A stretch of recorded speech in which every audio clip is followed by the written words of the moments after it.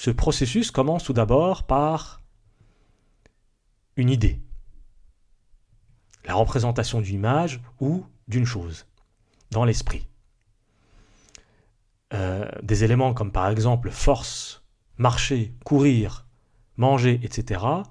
expriment des idées. À partir donc de plusieurs idées ou au moins deux, nous allons pouvoir effectuer des comparaisons, ou autrement dit, nous mettons en relation ces idées pour obtenir une pensée. Alors, la pensée est le processus donc de comparaison et de mise en relation de plusieurs idées que nous avons eues au préalable.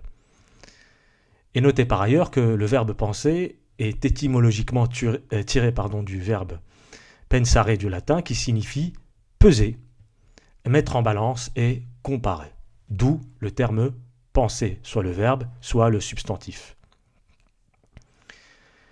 Ensuite, la pensée, c'est la mise en balance d'au moins deux éléments. Cette mise en balance et cette pensée ont comme résultat un jugement.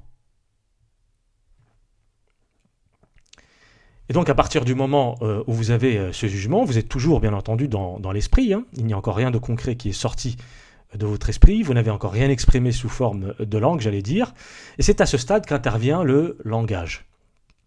Et jusque-là, la marche était muette.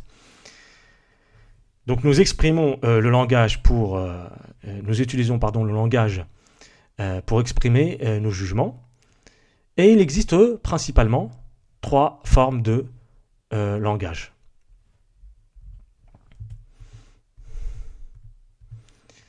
Alors, vous avez d'une part le langage mimique, hein, vous allez faire des gestes, il n'y a pas encore de parole à ce stade-là.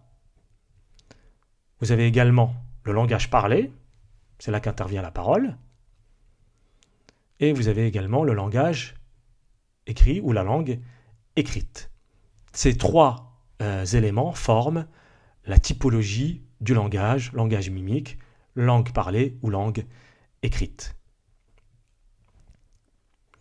Et par ailleurs, il existe une autre typologie en ce qui concerne maintenant, si on s'en tient uniquement aux langues, qu'elles soient parlées ou écrites bien sûr, hein. Certaines langues sont seulement parlées et pas du tout écrites, et d'autres langues sont plutôt beaucoup parlées et beaucoup écrites et moins parlées. Et c'est notamment le cas dans la langue arabe littérale que nous allons apprendre ensemble.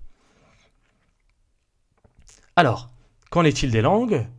Eh bien, les langues se divisent en réalité en langues mortes. C'est l'exemple du latin, du grec, et d'autres langues qui n'ont pas traversé l'histoire jusqu'à nous. Et d'autre part, vous avez les langues vivantes, le français, l'allemand, l'espagnol, l'italien, l'anglais, ou encore la langue arabe.